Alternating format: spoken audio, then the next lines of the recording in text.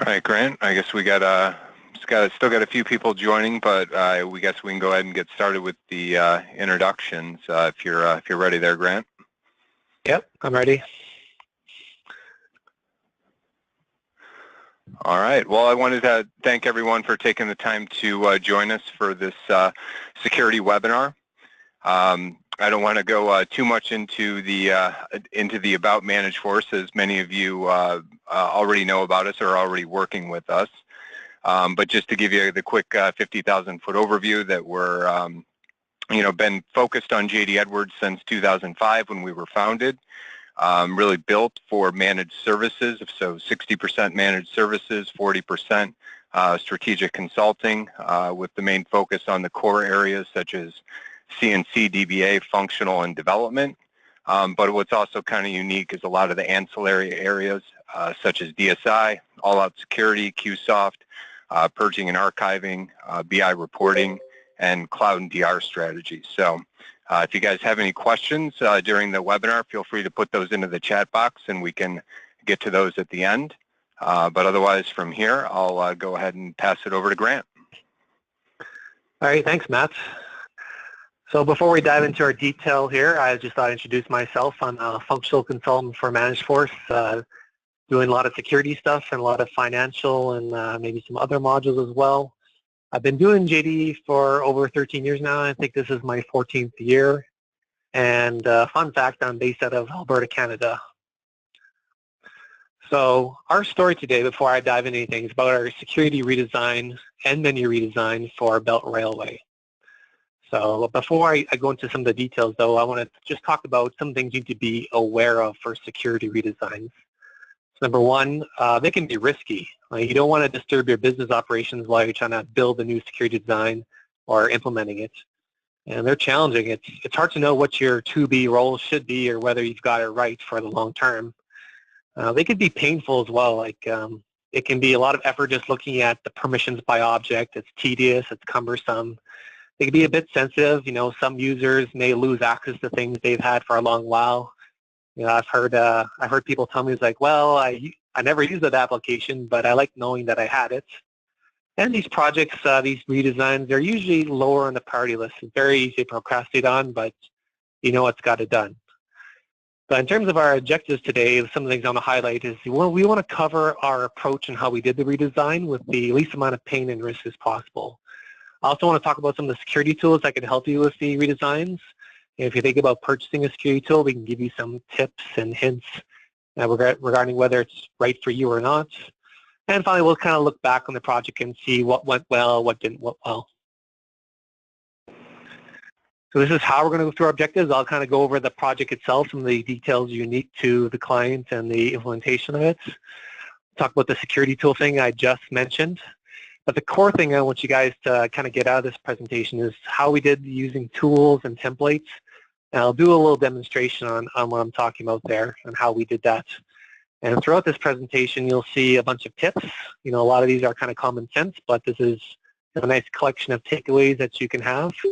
And then, as I mentioned, we'll do like a little bit of project review and see what went well. So I'm not going to go too much into about Belt Railway. Nick isn't here to talk about their industry. I'm not going to go through the whole railway industry, but like other railway industries, they've been established for a long while. They've been on JD Edwards since 1992. Specifically, they were on JD World, and then they finally made the upgrade to Enterprise One, version 9.1 in 2015, just a couple of years ago. And I think they're on a pretty good tools release there, the 9.15. So in terms of the project, this really originated when they went live with 9.1. The project to go from World to Enterprise One wasn't that smooth. They knew security was a concern, but they just had to get live, so security was an afterthought, as mentioned there. And they knew it needed to be addressed. Their first step when they contacted ManageForce was to do an assessment of their current state of security. So I'll be going through a little bit of those details very shortly here. And their main goals for the redesign, they kind of knew what they needed to do, was to consolidate the roles. They knew that their business processes and the roles are very simple, but they knew that they had more roles than they needed. Segregation of duties is something that they were focusing on as a whole in the organization. So as part of this, they want to make sure that was a priority in terms of how the roles are designed and how the roles are granted to the users. And these guys weren't any special requirements for security. They just want to be aligned to best practices. There was no reason to step away from it. There was some comfort in knowing that they were aligned on best practices moving forward. And they also knew that they didn't want to be in this position again in the future, so they needed some sort of help or assistance in sustaining the new security designs. These are the keys to success that they had kind of outlined for us that we had talked about. The first one is the new security design needed to be very simple in terms of reading and understanding it. Handling security requests is not something they need to spend a lot of time focusing on. They need to be able to take their security request and grant permissions really quickly. The approaches, which is something that we really worked on, was make sure it was as easy as possible for the business to do as part of the project, and that in terms of testing plans and going through the data and making sure it was working for them. So that was the key thing that we were really focusing on there. In terms of completeness, this is just kind of the obvious thing is that they really want to put this to bed and not have to focus it on later. They had a whole bunch of other IT projects they need to look at, so it was really, we had to bring it right to the end and be sustainable long term. And in terms of risk mitigation, these are some of the things like any organization does, is make sure that communication was a priority, that we weren't interrupting the business operations while we were doing this. And a big one there, they actually had HR payroll in JD Edwards, and they needed to make sure it was locked down 100% this time. So in terms of the project plan, the typical redesign goes through about 5 phases, and like anything, there's a beginning, a middle, end, where the beginning is the assessment and the cleanup, and then the middle is the large part is the design and the execution, and at the end is just a little bit of a sustainment here. I'm just going to go through each one of these very briefly here, so you know what these phases are all about. So the assessment is, it's a good thing to have, is to know where you stand and how good or bad your design is. The document is usually there to highlight the areas of concern and give you sort of a checklist and a starting point for the issues you need to address. And most likely if you're asked to do an assessment for security, the client already knows that there's a problem. And Nick already knew there was an issue, so we did the assessment there. And from that, the next stage is the cleanup. There's always a little bit of data integrity issues to look at, and these guys had quite a bit. So I call this getting rid of the fat there, just getting rid of anything you can possibly can, so this makes your redesign much easier to look at and review.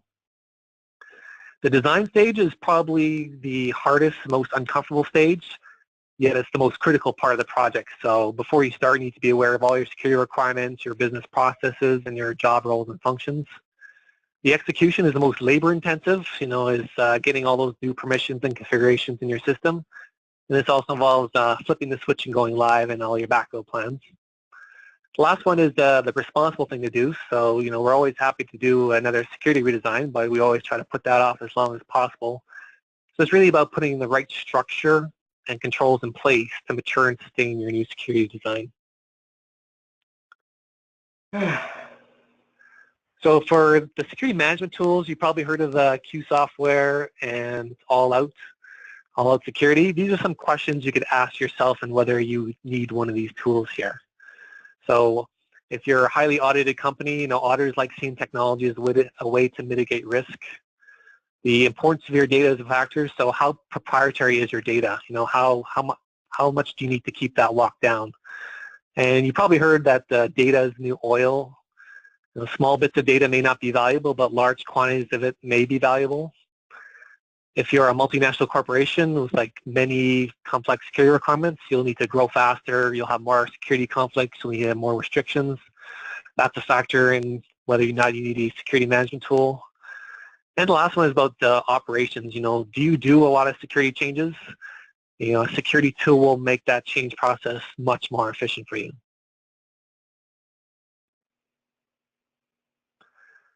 These are some of the benefits of a security tool here. So the ability to quickly upload and update security data is a big thing. If you update security just using the native tool set there, you're probably aware that it is very cumbersome and tedious to do. So without access to a tool, you might get carpal tunnel real quick getting all those permissions in. Another logical feature is just provide more reports. So you'll notice that the reports that come with JDE Edwards don't really fit the needs for what you're looking for. You're most likely doing data browser exports and then doing some VLOOKUPs to get what you need. So those first two benefits are the primary functions, I would say, in my opinion, of the security management tool. If the security management tool can't do that, then it's not really something worth investing in. But there are some new features that you're probably not aware of or don't think about using in the tools, such as applications and utilities to do some major cleanup. So finding stuff like users with no roles, or converting your row security from exclusive to inclusive. Usually those features are embedded in the tool as they grow. But in terms of if you're doing a redesign project, in the short term, it will help immensely with the execution as well as the cleanup of your security data. And the long term, it's a very good thing to have for monitoring and maintaining your security design. So we talked about the sustainment. A security tool will help you with both the short term and the long term. Now, let me be clear. Having a security tool is always better than not having a security tool. But it usually comes down to these three things: budget, utilization, and risk. So if you don't do that many security changes throughout the year and you don't have any resources to utilize the tool, and I'd probably recommend holding off on it because you won't get the full value out of it. However, if you have a strong need to protect your data and your system, then I'd strongly recommend having it. For this project in particular, we did not go for using a security management tool like QSoftware or All Out. And for them, it was really about the lack of manpower. They don't have resources to use the tool and maintain it in the long term. So for this project here, we pretty much stuck with the native tool sets along with some other little features here. So that was my little bit of introduction here. I'm going to start going into some of the details of the project specifically. So you remember I was talking about those 5 phases. The first phase was the assessment. And for any assessments, these are some of the things I'm looking for. And the first one is probably the most critical thing. As soon as I see the data for the system, I'm looking for these 2 things. Number 1, do they use the all doors closed or deny all model for the security? And whether they're adhering to a role-based security. So in essence, are they assigning permissions on a user ID level? And as soon as I see one or both of those not in alignment, I pretty much know how the security system is going to go in the direction of what kind of problems they'll have. So after that, then it's really about looking at the detail and the security data, and I'm looking for consistency, accuracy, and efficiency, so looking for the waste and duplication, unnecessary things, even if I could actually make sense of what they're trying to do with their security design. And as JDE grows, you can't just be looking at the security workbench and the role relationships now. There's much more stuff in security to look at. So in the assessment, we'll look at menus, web object security, UDOs, AD permission list, anything that has to do with a user ID or a role we'll look at. And also we'll look for anything that's what I call technical segregation of duty, where CNC, security, developer access. This is what I call elevated access, and it's really about trying to prevent loss of data and fraud. If you look at some permissions there, it's like, why does the admin assistant have access to deploy OMW packages? That just can't be right. In terms of what we found, these guys did have the all doors open methodology in their security model here. So what I found was all their roles they had didn't actually adhere to any or align to anything of their business processes. In fact, their accountant role, I think, just simply granted FastPath and denied them access to posting batches. So the roles weren't really real roles. The second major thing, which was they had very poor menu design. So there was a high reliance on the use of favorites. And in fact, when I was on sites at Belt Railway, everyone told me that they loved their favorites, that they needed them, they depended on them. So anything that we did, they hoped that we didn't impact their favorites. So in terms of their menu design, they had logical designs everywhere, duplication everywhere, menus that went nowhere. It was a very poor menu design. In terms of high risk, they weren't locked down at all, so there were some back doors in terms of doing stuff for development, security that wasn't secured out at all. As well as they had inconsistency everywhere. So if I looked at their user security data, their password change frequency was out of alignment. They had a whole bunch of generic IDs that they had no knowledge about what was going on with those. But the outcome of this was that we had recommended that they do both a security and a menu redesign. So once that security assessment was done, the next stage was the cleanup. And again, these things are pretty common to look at here. Is they didn't do any security reviews over time, so we found that we had to terminate a whole bunch of users that were no longer there. We had to update a whole bunch of that user security stuff, including passwords, and that was probably my favorite finding. Was there was a user who hadn't changed his password since 2005. I'm sure he may have been a little bit upset when we updated the configuration there, but that was my favorite one. We delete a whole bunch of unused roles, as I mentioned before. If you get rid of anything you can, you do that. There's a little bit of environment updates, and the two small things I want to highlight here is we did put a new menu structure eventually in place, but we didn't get rid of the old menus until we knew that the new menu structure was deemed stable there.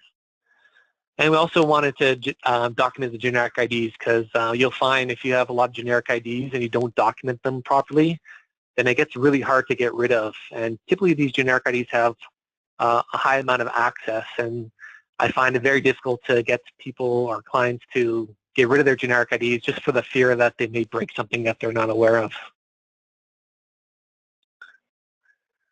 So in terms of tips, this is my first tip of the day here, is in terms of backups, the very first thing you should do is take a backup of what you have now. And I like to do that just for comparative purposes, so you can do some statistical analysis.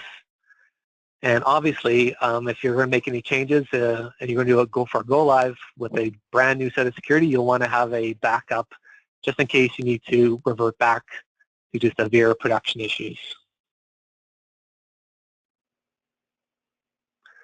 Tip number 2 here is about how we did the new security design without impacting business operations. So I've talked about this before on previous webinars, is what I call the alternate workbench or the second workbench. And essentially what that is you take a copy of the security workbench table, and then you map either roles or user IDs to that new table, and that's where you do your new design and testing in. So this reduces your risk, as you're not affecting anything in production where all the users are using the regular security that they have now. And one thing that you could also consider is, if you like this idea of having an alternate workbench, you can effectively maintain 2 in the long term. What you can do is put this in part of your business process and say, oh, I'm going to make a security change in this, what I call a pre-production workbench, test my changes there, and then once that's good, I'll make the changes in the production one. So I've seen some clients do that as part of the process. These guys, they don't do many security changes, so they opted just to get rid of that second workbench after they went live. So here is just me illustrating the concepts. So as you know, security sits on top of JDE Edwards as a whole, for both for all DV, PY, and production. However, if you create this second workbench, you can do what's called OCM mapping to map to that workbench in a different environment for a specific user ID and role. Tip number 3 here, this is kind of another common sense one, but communication is very important, and so it's something that's completely in your control. It's easy to do. It's kind of empowering. I feel like, captain of the ship when I'm sending out these notifications, but nonetheless, there'll always be a little bit of backlash for change, but it's nice to receive the least amount of backlash as possible. And I'd rather be scrutinized for over-communicating as opposed to under-communicating here. So there's some small tips here just as a reminder. These are really just reminders. Communicate often, well in advance. Explain why the project is important. I think that's probably the key thing. That's important to the organization, how it aligns to the company's goals and some of the manager's goals. I like to be as honest as possible. So in this case here, we were doing a brand new menu design, and I knew that we were going to lose the favorites because we have to retire the old tasks. So we made sure that was known in advance and communicated properly. Putting dates in is something that's hard to do just because you know that you don't want to commit to specific dates or you don't know how it's going, but you can always change that afterwards. And also probably the last one I'll mention here before moving on is always communicate changes before and after. No one ever likes knowing just after the fact when they were notified in advance there. So my next tips here about document templates. I'm going to bring up a few of these here, but these are some of the templates that you need for sure when you're doing a security redesign. So the first one is just a project plan. That's obviously something important to give your client comfort and trust, knowing where you are, where you're headed, and where you need to go. The project plan does include those 5 stages I mentioned earlier. And when you get to the cleanup stage, you'll probably find that you have such a large list that you need to track that separately. So I'll have usually a separate document to track those and make sure I know where I am in terms of those cleanups. Just like any other module, there's something called design books or design docs or something like that. You want to capture all your configuration, especially if you're doing anything that's out of best practice, so that anyone who comes in afterwards knows how to properly support the module and not make any changes that will have a detrimental effect on your security design. So you start off with a security and approach document so that the client is aware of where you're headed with security, and that becomes what you call a design book that is a living document afterwards. The key ones here, the next two, are probably the most important to me specifically, is a design and security matrix template, which I'll show you later on, as well as a testing template, which I'll show you later on. But one more final one is maybe, I'm not sure much people do with their security designs, is you'll want to have a list of your to-be roles or profiles. And what this is, it gives the business representatives something to look at when they get security requests in the future, saying, well, this person needs this access. Well, at least they understand to get a meaningful approval, knowing what's in those roles or what's in the functions there. So I'll kind of show that to you here in a second. So I'm going to bring that up.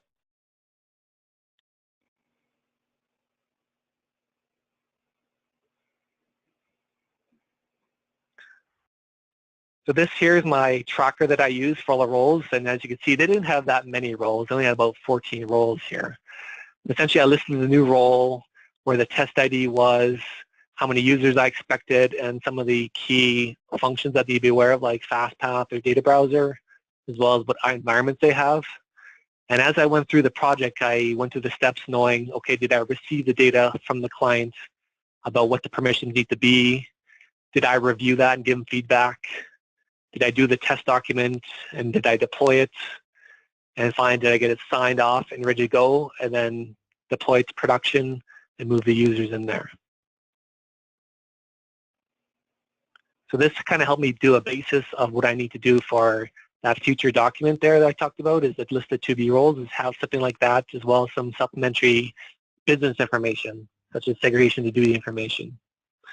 But in terms of the other templates, I'm going to show that to you here very shortly.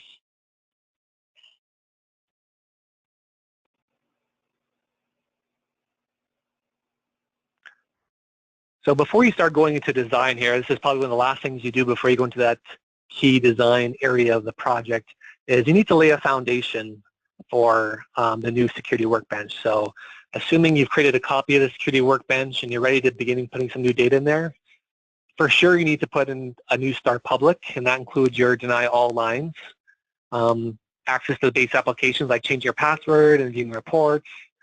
Along with that is a whole bunch of search and select applications that are very easy to apply to every single user. You don't have to worry about restricting those. And I also like to do some extra lockdown for some things like hyper exits, row exits for system applications, because there are some little intricacies in the system where even though you don't have access to certain things based on action security, you still have the ability to update certain applications. And then also with Start Public, before you even put the deny all in, this is important, you need to have the new star all roles or your support roles in place. And this usually includes the developer role, a functional support or a business analyst role. If you're lucky to have a security admin, you would have that role. And of course, you need some sort of system administrator role. So the next thing I'm going to do here is actually do that demonstration part and how we did that, how we did the security design.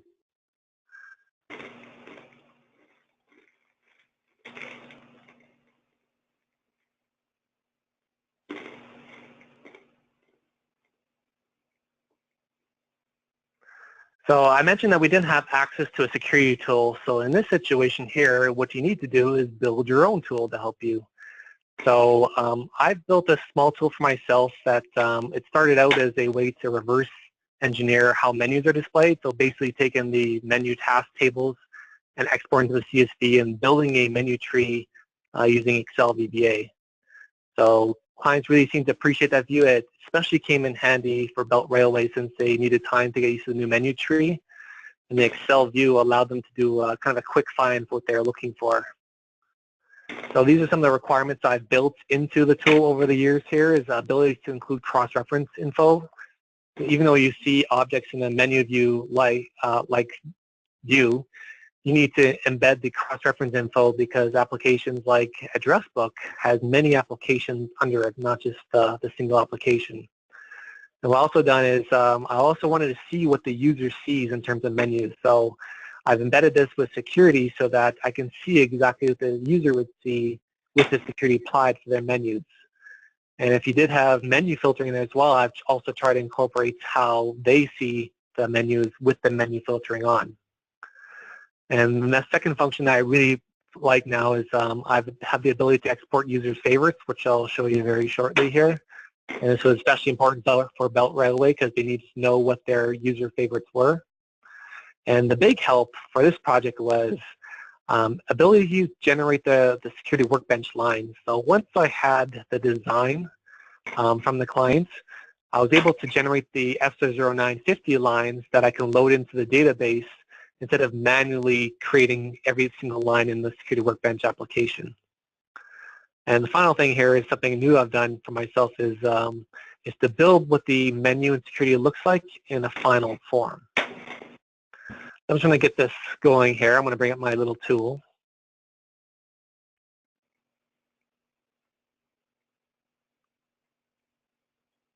So you just call it a menu generator here. It's just got a couple of buttons here, one to generate the menus and one to export favorites. I'm just going to click on this now while it runs. It's going to take a few seconds to run here, about 30 seconds. And I've included the option to say, okay, do I want to see the menu with the cross-reference or not?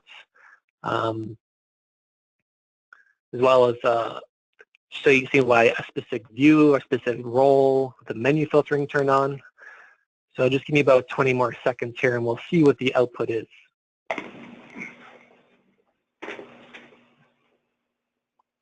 And one of the reasons why I like this method is if you design your menus properly, it makes the assignment of the read-write permissions much easier. So if you were to grant access to a report under a reports menu, most likely you're going to grant access to all the reports under that menu there. So this thing here is done. And what it's done here is it's generated the new menu design for Belt Railway in an Excel format with all the folders, all the objects, and all the prompting information you want to know here, as well as the levels and the actual task and sequences. And what I have here is this is an application on the menu under this folder, and under that everything in gray is all those cross-reference applications that I have with this application here. So the very first step and what we want to do was we took the old menu design. So I'm just going to open that up. Their old menu design was very long. I think it was around 20,000 something lines here. So the very first step I had the client do, her name was Jackie, she went through this menu and cut out everything that they didn't use. Okay, and this took a couple iterations here. And from that, I designed a new menu design based on what she had given me. So I incorporated all the best principles I possibly could into there. And we got that down to about 700 lines. So then we generated this here. This is their brand new menu design, which I think is much more shorter than what they used to have. Now, once I had the menu design, I did what I just showed you here, is I generated this brand new list. Or sorry, right here. And then I went with Jackie, and I did this. I added these columns here. I just double-clicked here. So let's say we're designing a new accountant role.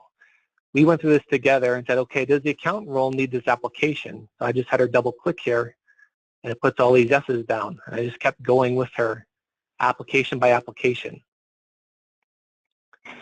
And anything in this light blue color is a report here. I just need the view access. And if we needed to override it, we would just change this to an N. Once we did this for every single role, I could just keep adding roles here. Once we have that, I just unhid this tab, and I started generating the security workbench based on what I designed here in my menus. So this is just some odd information I want to tag to the security workbench. So I'm just going to click on Generate here. And there, now I have my security workbench. And we did this for all the roles that we designed, and we simply just loaded this into the database into our alternate workbench. So that was the key thing we did to design. That's the kind of thing I wanted to show you here is we made it as easy as possible for the user by getting a nice view for them so they can logically go through and say, okay, who gets what? We gave them a little tool here to add permissions very quickly and add roles. And then once I had all that, after I did my review, we just simply generated the workbench lines as you see here, which saved me a lot of tedious security workbench updates.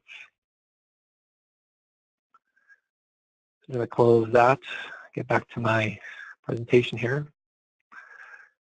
So I showed you the menu design and how we got those exports of the menus there. I'll show you the favorites here, which is just another button on my Excel macro here.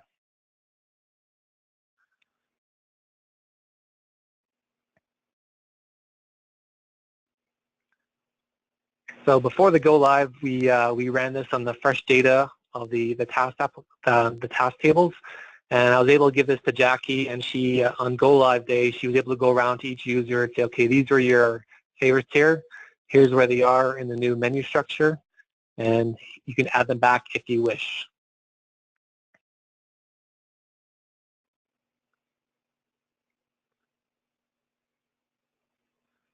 So we'll move along with my tips here. One thing I'm always a little surprised to see is how clients have their role sequencing set up. It's almost like a role sequencing is a secret no one knows about. But all I want to mention for this is that you need to have a strategy in place for role sequencing. And this means having categories for roles like inquiry, transactional, supervisor manager, role security technical.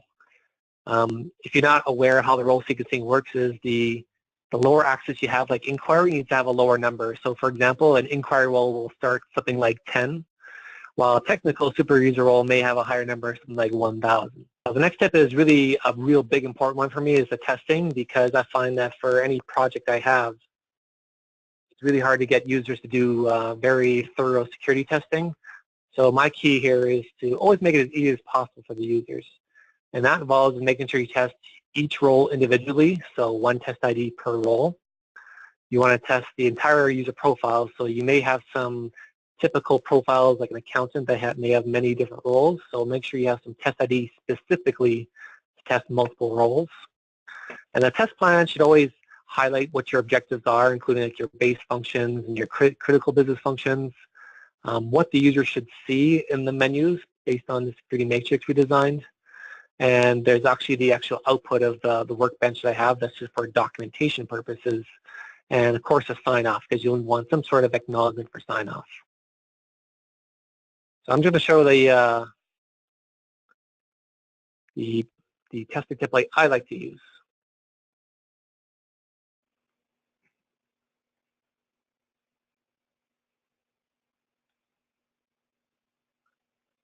So this one here is a very simple one. Let me just minimize it a bit. So this is the main page of the testing template. And the very first thing I have is you need to verify the standard functions like changing your password and view job status stuff. You can't forget about those. But once you get a few roles tested, it'll be okay just not test that for every single role, but at least have a couple people test those star public-like access there. The next thing is they need to verify all the application reports that they need to have access to. So I see the read-write tab for all the permissions. So for this role in particular here, this is that menu export that we worked on with all information here. You can see that these two applications need to be at least view access only, and then these ones needed full access. That was one easy way the users can go in and verify that they can see everything they need to see. Next thing is just make sure that you have some of the appropriate restrictions, like not all users should have fast path or data browsers. So for some of the roles, just make sure that it's enforced that they can't do that. And these two here is my extra part where for the main functions of these roles here, you just test it from start to finish that it works for security. So I'll talk about that here in a second. In the remarks here, I just had the test ID and what the password was, and this is my sign-off here. For all these different tabs, though, I have a description tab here, and this was just my way of collecting information along the way for that profile matrix or that final to-be roles list. So here's like what the role is, who owns it, and what the purpose of it is, and any special notes I need to be aware of when granting that role. As part of the design process, one of the things I did was, okay, we have these roles here, and what modules and what tasks do these have access to? That kind of gave me a foundation of knowing what I need to check off in terms of an application. And as I mentioned here before, this is what Jack and I had went through in order to define on a very detailed level what this role needed here. And then along with that, I just kept the actual security workbench lines as part of my documentation thing. So I knew very easy if someone had mentioned they were missing something, I knew, okay, for sure it was not in that role. And also along the way is for all the users, I asked Jackie, okay, who's going to have this role? And I just collect that information and put in the testing template because if that information was available to me at the time, I recorded it so I can put that as part of my go live plan.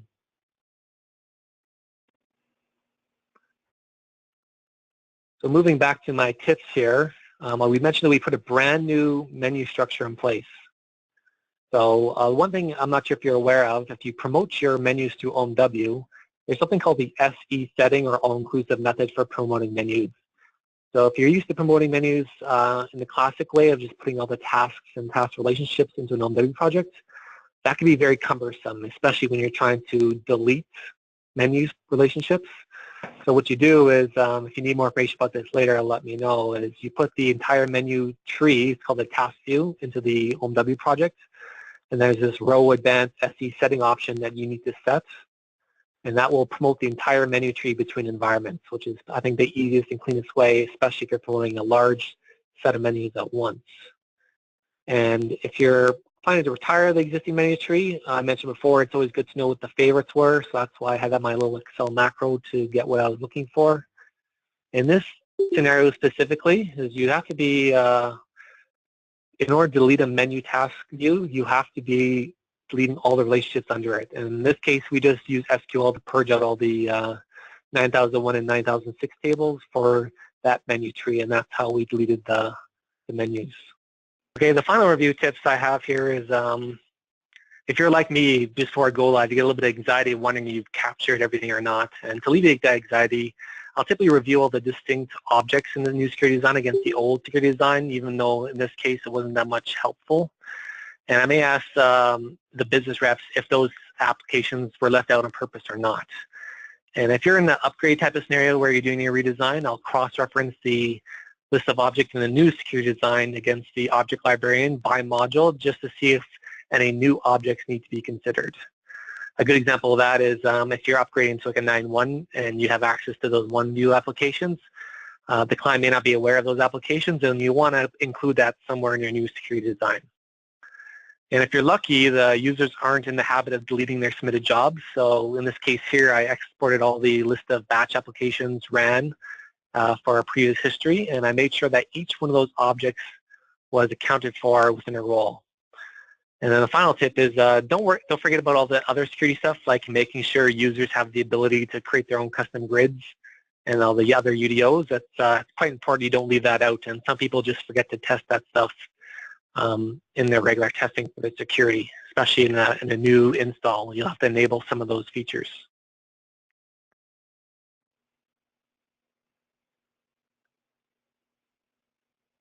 Okay, so we're getting to the conclusion part of my review of the presentation here, but I wanted to mention some of the key sustainment tips that was transferred to Belt Railway.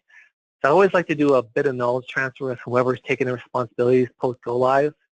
And sure, we'll go through the basics of creating a new user and resetting a password, but the key thing I like to walk through is examples on how to update roles.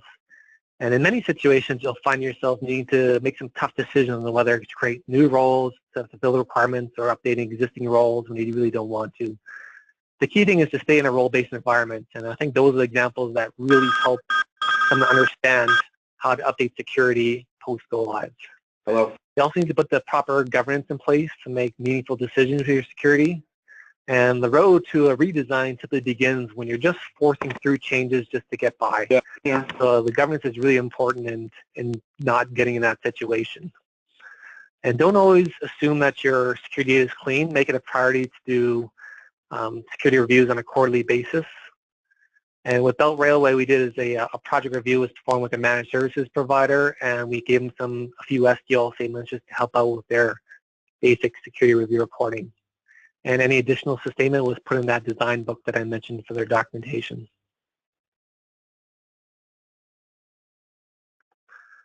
So these were some of the final lessons learned that we put in, and some of the outputs we had. We got the brand new menu structure in place, and indeed they had told me afterwards that they didn't need to rely much on favorites anymore, that they knew where to find things because everything was in a logical, consistent manner.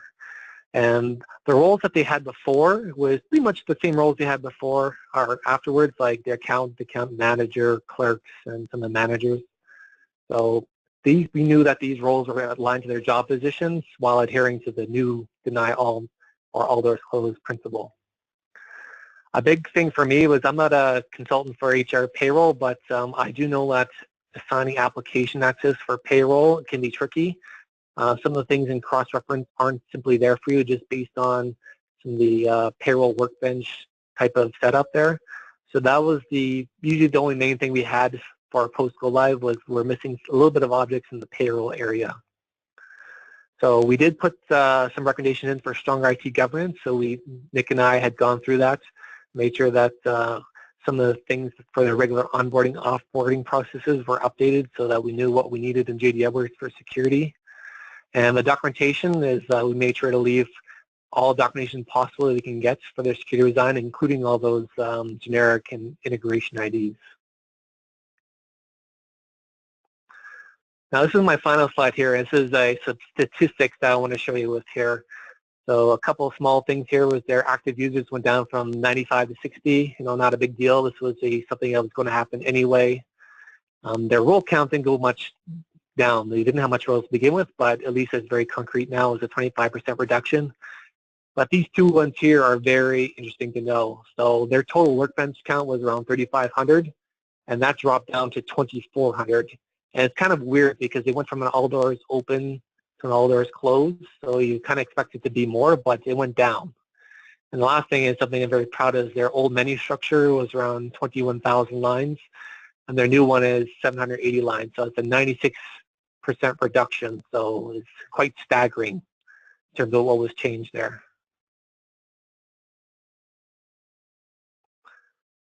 So at this point here, Matt, I think it'd be a good opportunity to see if we had any questions that came through for us here.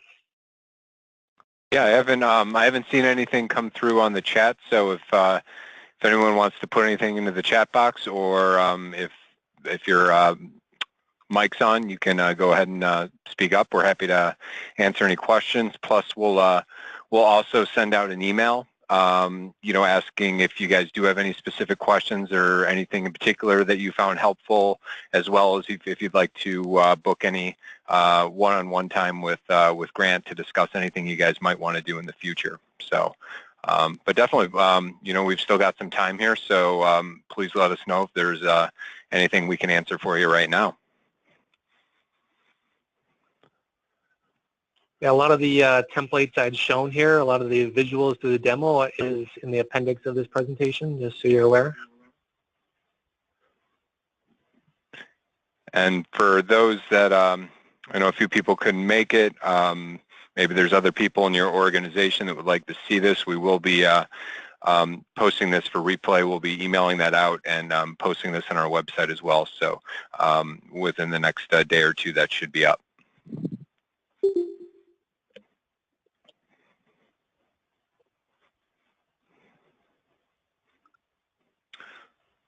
All right, so we did get a question. So, Grant, I'm not sure if you can see that, or do you want me to read it? I don't think I can see it, so you might have to read it.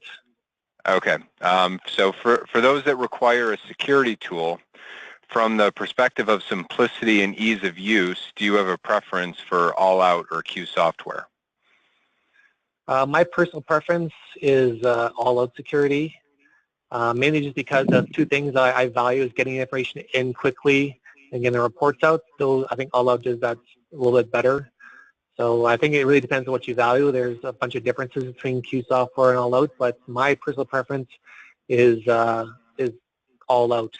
I really love the super grid functionality in there that lets me upload everything I need to very quickly without having to have this type of matrix form in here. I essentially just need to have my list of roles and objects that I want. And it's a very quick, cool tool. So that's, I would say all out is my preference.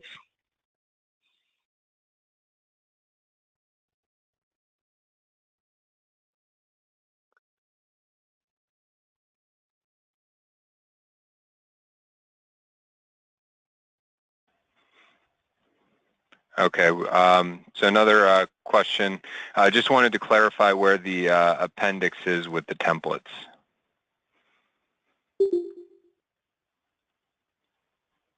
So after the slide here, we have the appendix section, and I just had a few screens here, not like full views, but still illustrates the concept here. Which if I have one more, so yeah, I have a few in here. Yeah, so I just have the three I kind of showed there. The design by menu, as well as the testing template, and the 2B role tracker that I use to manage the project throughout.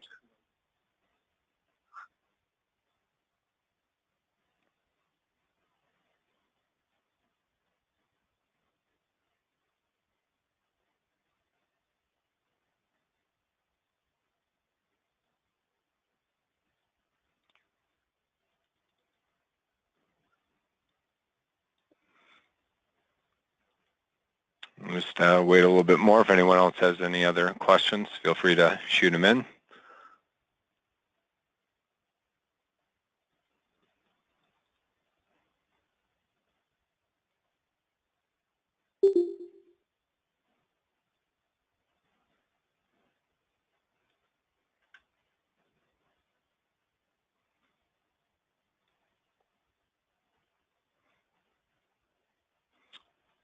But otherwise, Grant, maybe you just wowed them with so much information that everything's pretty clear.